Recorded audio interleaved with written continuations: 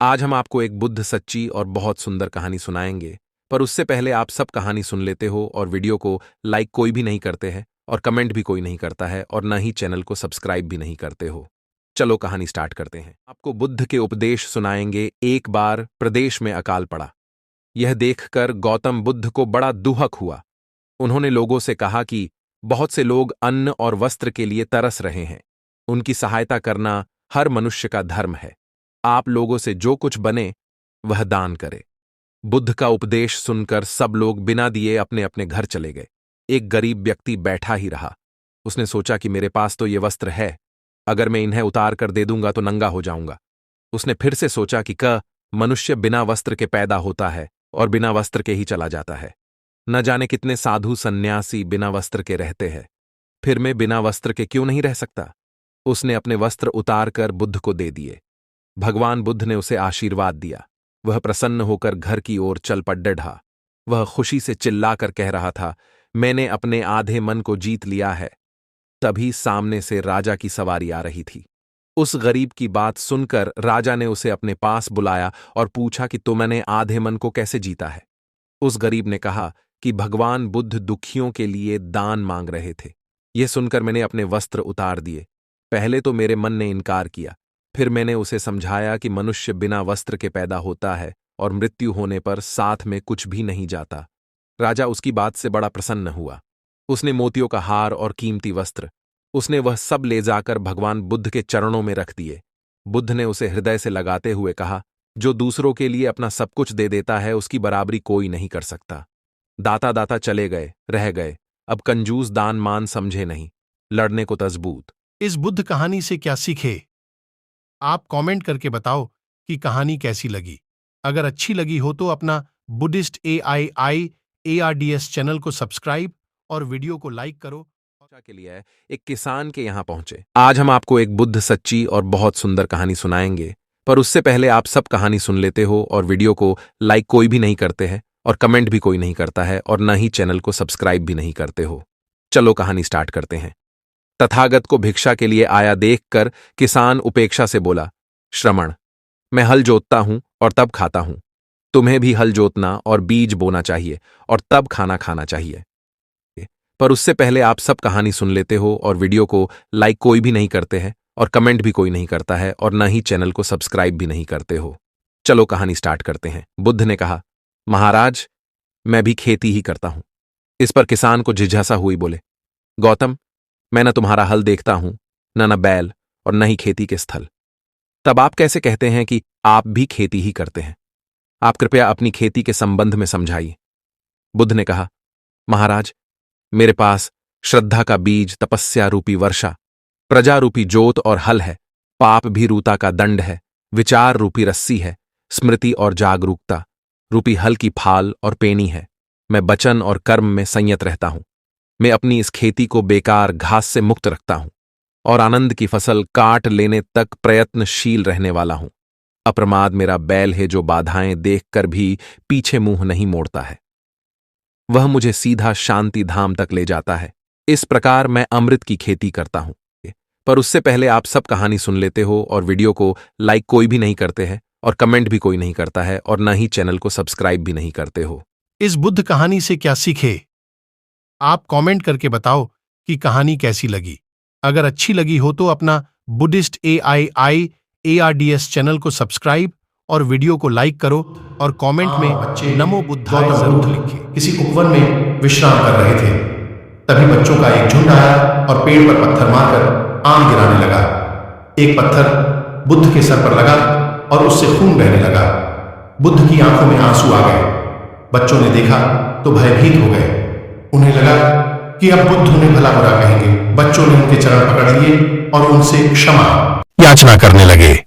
उनमें से एक बच्चे ने कहा, हमसे बड़ी भूल हो गई है, मेरी वजह से आपको पत्थर लगा और आपके आंसू आ गए। इस पर बुद्ध ने कहा, बच्चों, मैं इसलिए दुखी हूं कि तुमने आम के पेड़ पर पत्थर मारा तो पेड़ ने बदले में तुम्हें मीठे फल दिए, लेकिन मुझे मारने पर मैं तुम्हें सिर्फ भय दे सका।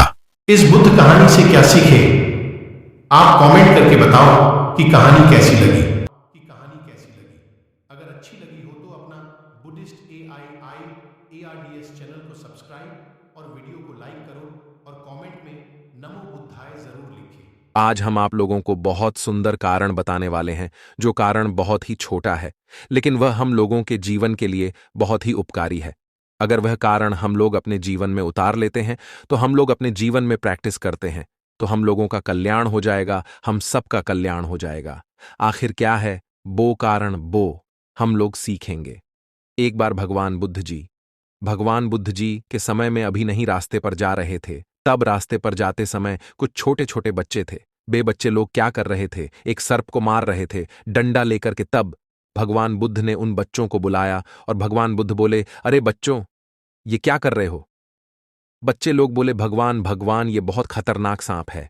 इस खतरनाक सांप को मार रहे हैं ताकि यह सांप मर जाए, नहीं तो ये काट लेगा तो हम लोग मर जाएंगे। तब भगवान बुद्ध बोलते हैं कि बच्चों, क्या तुम लोगों को दुख पसंद है? क्या तुम लोग चाहते हो कि हमें लोगों को दुख मिले? नहीं भगवान, हम लोग दुख को पसंद नहीं करते हैं, हम लोग सुख को पसंद करते हैं, हम लोग सुख को पसंद करते हैं। तब भगवान सुंदर गाथा बताते हैं। भगवान गौतम बुद्ध बोलते हैं, सुख का मणिबूत हानियु दंडेन बिनस्यते अत्यनम सुख में सानुपिच्छो नलभते सुखम। इसका अर्थ है, भगवान गौतम बौद्ध बताते हैं कि सारे सत्यव एवं प्राणी सुख को पसंद करते हैं, कोई दुख को पसंद नहीं करते हैं। लेकिन सुख को पसंद करने वाले प्राणी दूसरों को डंडे से या औजार से कष्ट पहुंचाएंगे, तो मारेंगे, तो हिंसा करेंगे, तो वह लोग परलोक में सुख नहीं भोगते। कितने सुंदर गाथा भगवान बताए हैं। बच्चे लोग समझ गए। बच्चे लोग इसको समझ करके छोड़ दिया।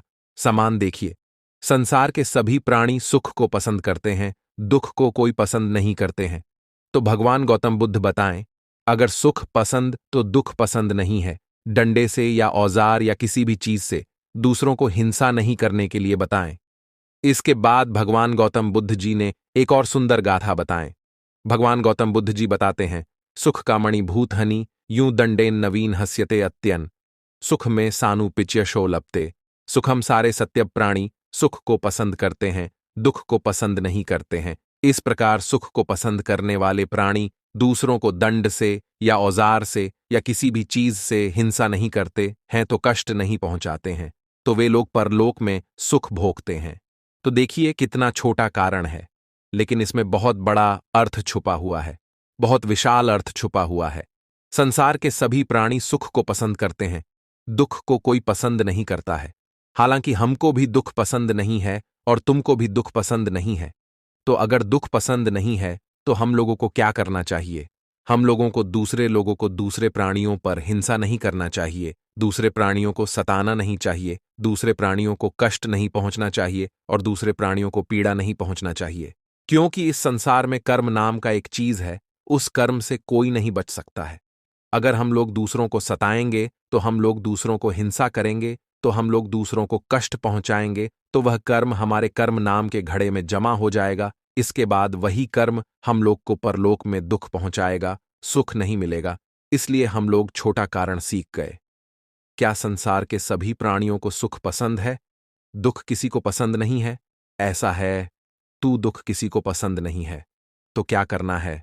दूसरों पर हिंसा नहीं करना, दूसरों को दंड नहीं देना, दूसरों को पीड़ा नहीं पहुंचाना, दूसरों पर दया करना है, करुणा करना है, दूसरों पर मैत्री करना है, दूसरों का कल्याण करना है, मंगल करना है। तभी हम आप सभी लोगों के जीवन सुख से भर जाएगा, परलोक में भी हम लोगों को सुख मिल जाएगा। इसलिए यह छोटा सा कारण आप अपने जीवन में उतार करके देखिए, आप लोगों के जीवन का कल्याण हो जाएगा, आपके परलोक का जीवन भी कल्याण हो जाएगा। इसलिए हम आप सभी लोगों को इस जीवन एवं परलोक का जीवन सुखी बनाने के लिए, परलोक का जीवन कल्याण करने के लिए, ये छोटा सा बहुत सुंदर कारण अपने जीवन में उतरने के लिए एक वाक्य मिलता है, नमो बुद्धाय। इस बुद्ध कहानी से क्या सीखे? आप कमेंट करके बताओ कि कहानी कैसी लगी। अगर अच्छी लगी हो तो अपना बुद्धिस्ट AII ARDS चैनल को सब्सक्राइब और वीडियो को लाइक करो और कमेंट में नमो बुद्धाय जरूर लिखे।